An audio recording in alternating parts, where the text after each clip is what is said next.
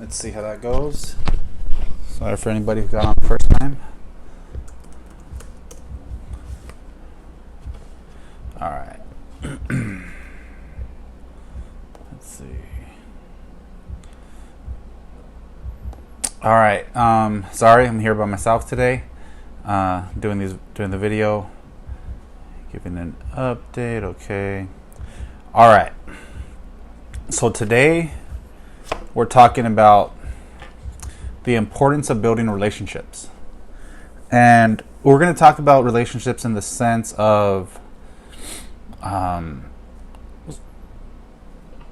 health, but also in business and everything. So I'm gonna give you an update about myself. I haven't been feeling good the last couple of days. Well, actually, like the last week and a half, and I was just feeling sick. I've been feeling sick since last weekend, and I didn't know what was going on. So, I've just been home, not feeling well, but not like nothing COVID at all. It's just, sometimes you don't feel good. And especially like after having the surgeries like I just had, that's where I was. So it started like Friday evening. Saturday I just stayed home all day. Sunday I stayed home all day. On Sunday I ended up noticing something else that caught my attention. And when I noticed that, I ended up calling my cousin, who's a fireman, paramedic, and stuff, and to ask him some questions. But he didn't answer.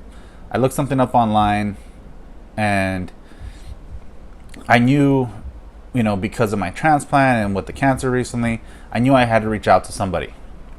So, going back to relationship building, my cardiologist, who I've had for 7 or so years now, she actually gave me her personal cell phone, and I've used it a handful of times. It's something that I don't take advantage of, but when I need to, I'll send her a text message and ask her some questions. So I sent her a message, and she responded like 10 minutes later, and told me, contact your urologist. And I also asked her about something else that I'm dealing with, and she said we'll follow up with that later. So I ended up calling the urologist department, and they, how do you say it, they when you call into a doctor, there's always a doctor's on call. I have no idea who this guy was. Never met. I don't think I ever met him. I may have met him before, but he basically gave me like a quick little brush off that we don't think it's that serious, and follow up and check on it. So okay, which is understandable. In my case, for many years, I've always been, how do you say it, looked after a little bit more carefully because of my transplant and my immunosuppression. So it's not something I'm totally used to, but it happens every now and then. Luckily with my insurance, I have a PPO, so my main doctors are all at USC.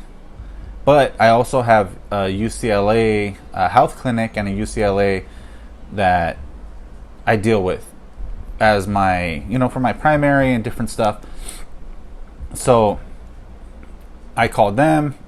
They also thought it wasn't something that was necessary for me to go into the emergency room or anything, which is good because usually they'll just say, come in, especially when I was younger. They'll tell me, come in, and I'll be in the hospital for a couple of days. So luckily that didn't happen. And they told me to set an appointment for the next day, which I did. And we, so I went on Monday to the doctor, checked it out. Gave me a couple referrals, stuff I have to follow up with, and we just going from there. On Tuesday, I get a message back from my cardiologist asking how everything went. I let her know, like, I really didn't get any good information from the urologist at USC. So she said she was going to reach out, have them, make sure that they see me. And we set an appointment to meet with her for next week for some other stuff.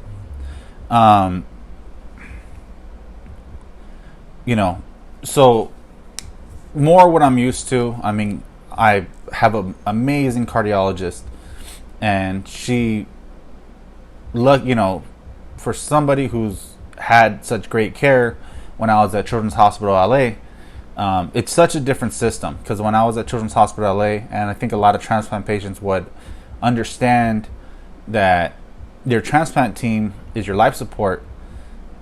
They do so much for you, but they're the ones who really look after you. They did so much for me. Especially, I think a lot of it had to do with I was at a children's hospital, but so when I contacted my cardiologist contacted me the next day. She had her nurse, or her number 2 person, reach out.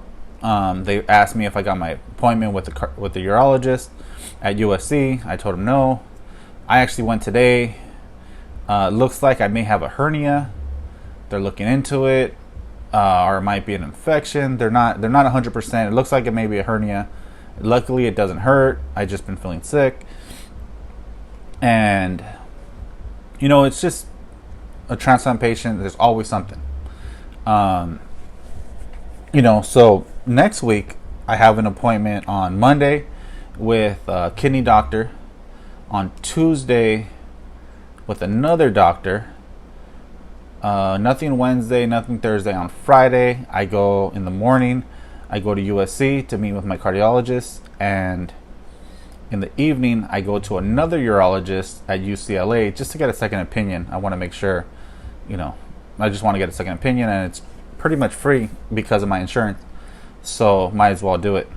But it's just a level of care. I noticed just from my family members, when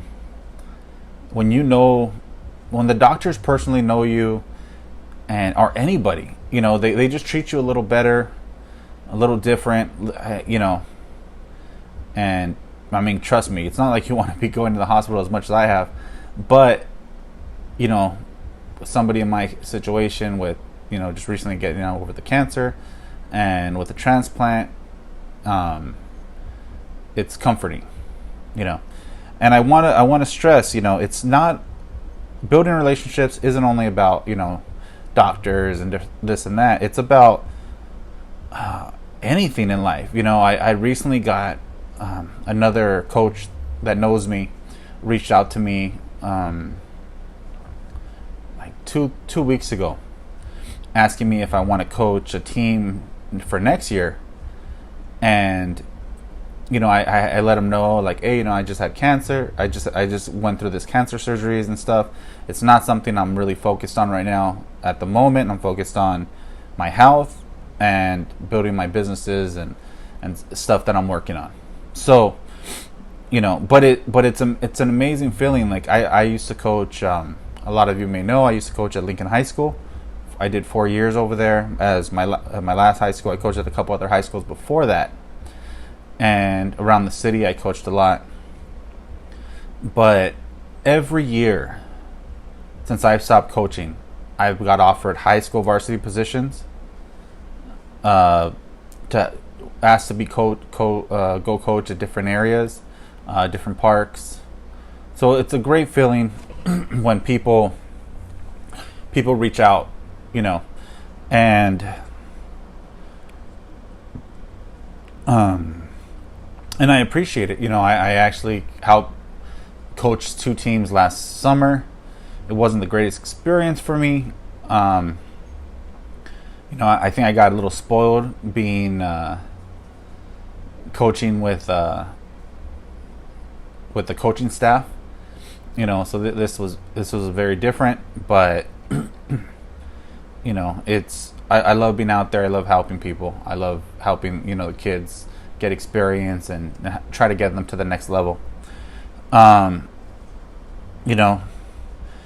If anybody's online, I think somebody is watching live right now.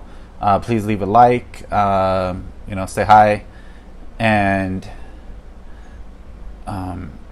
if anybody else has had experiences where a good relationship in any form, if you're in a band, where you might want to, you might be asked to play somewhere else, if you're as a job, somebody else said, hey, we're looking for this, it might be a better opportunity for you.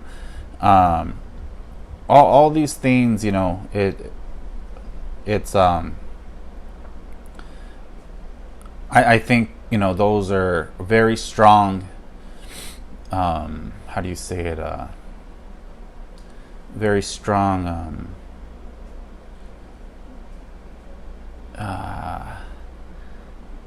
It's just a good feeling when people hit you, ask you like, hey, I think I have this that might be good for you, or you might be a good fit in this area. Jerry, hey Jerry, how you doing? Jerry's another transplant patient. I believe you had a heart, right? Not 100%. But yeah, the transplant, the doctors and nurses. Can you let me know, Jerry? Can you let me know where you had your transplant at? I feel, as a teenager, I was at Children's Hospital LA for many years. Liver in 2001. That's amazing. Congratulations. As a transplant patient, as a kid, I was at San Francisco, I believe that is. As a kid, we had such great care at Children's Hospital. When I would go in for test, it was blood test in the morning, X-ray, echo, EKG. Then you saw the financial doctor. You saw the psychologist. Then you met with the transplant coordinator, and then you met with the doctor. There was a whole system. And then when I got switched over to USC, it was just like you wait in the lobby for an hour and a half. The doctor comes in, looks at your chart, basically says, "Oh, you're good. You can go home." It was a huge difference. They're barely starting to really get a good transplant team, like a transplant doctor, and not doctor, but a transplant, like a whole team and a whole step by step how they do things over there. But luckily, after I think like 3 or 4 doctors, I started seeing my cardiologist who I have now, and she's been amazing, hands down. So blessed that this lady is my cardiologist. I mean, what doctors give you their cell phone number? Okay, so you're at 31 at the time. That's awesome.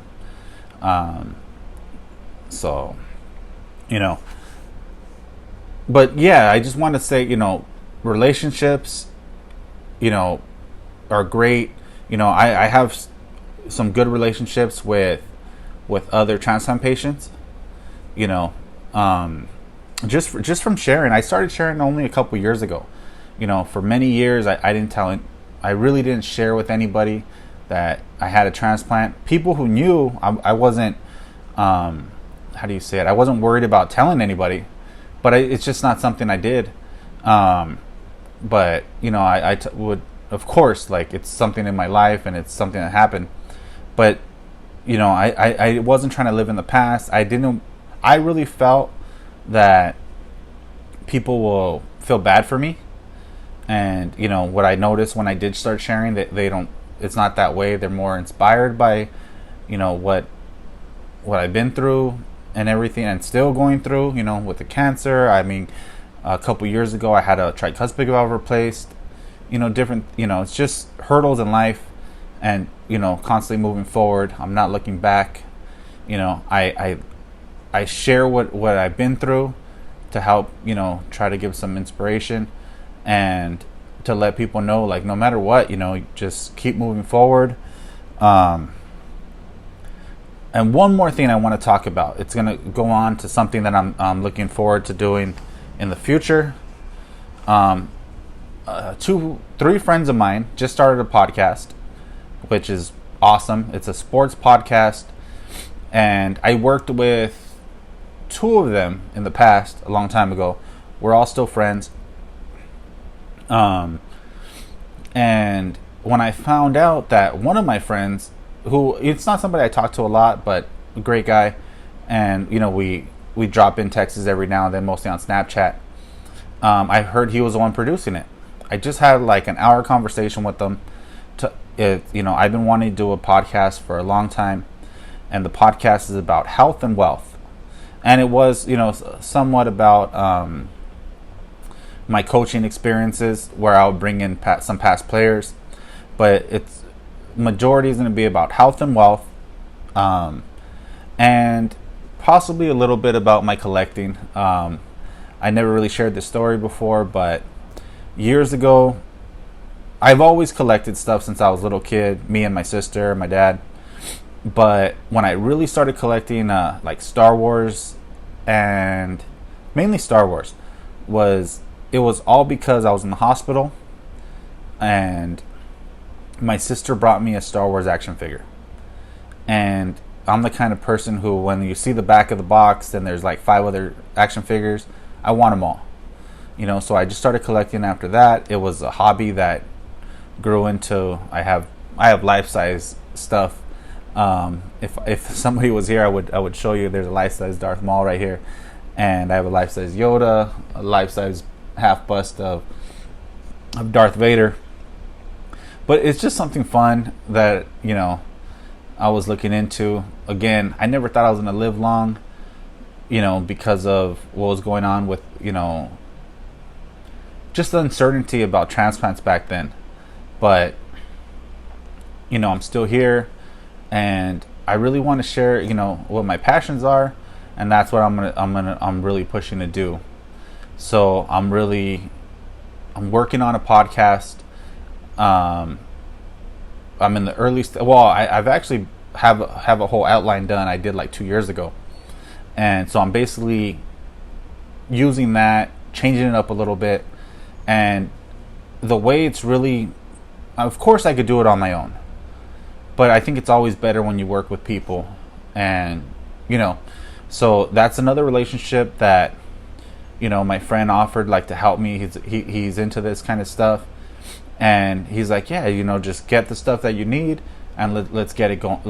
I could help you get it going. And he's producing, this one friend of mine is producing the podcast for these guys, and he's willing to help produce my podcast.